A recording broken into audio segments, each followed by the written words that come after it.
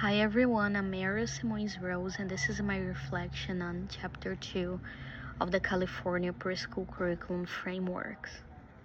This chapter focuses on visual and performing arts, and I'll be sharing 10 learning takeaways from the reading. Number 1 is the art as essential to development. One of the first things that stood out to me is how the framework sees the art as an essential part of children's overall development, not just something extra or for fun.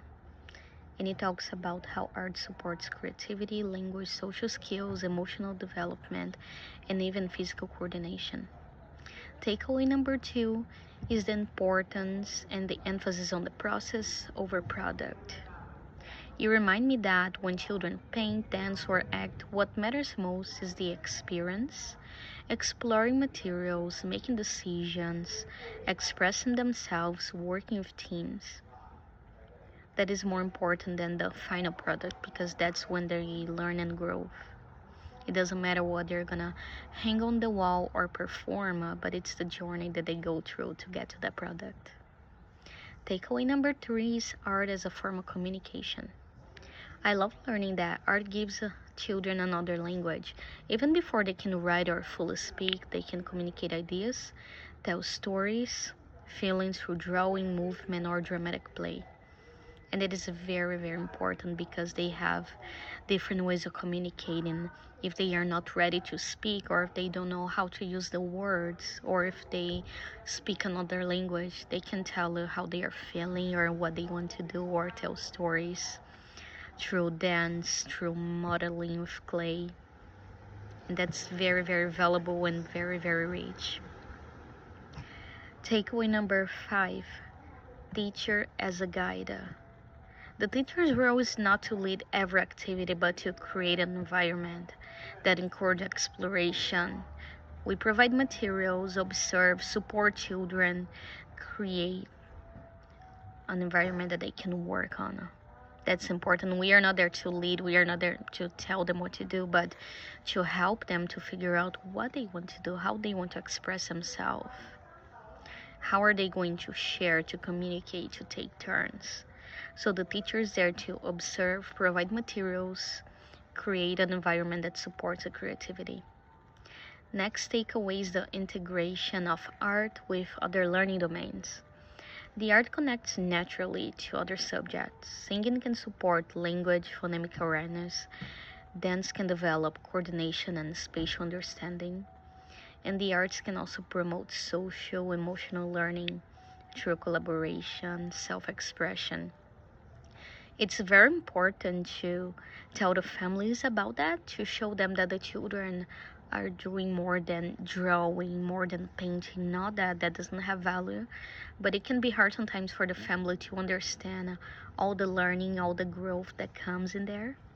And to see that when the children are dancing, they are learning about their bodies, they are learning about the space, they can be learning about a different culture. They are getting flexibility skills. They are getting strong. They are learning about rhythm, about instruments. So there's a lot that comes with art. And that's going to prepare them to be more mature to learn different things. Other takeaways, the inclusion and accessibility. The framework highlights that the arts are for everyone.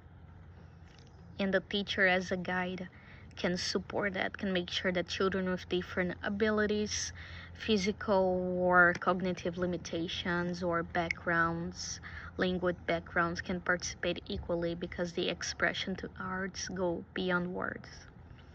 It's important for us to show the children that doesn't matter what they are able or not to do with their bodies, or what abilities they have or they do not have, they can still be part of that. They can still communicate, share their ideas, create. They can be artists, and that's important. Next takeaway is the cultural representation.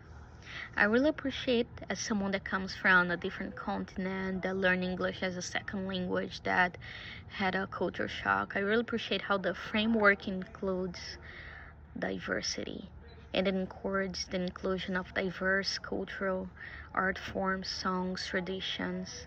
This helps children to see themselves reflected in the classroom and teach them to value, to respect, and to celebrate different cultures. Takeaway number 8, observing and documenting. Observation is part of the process too.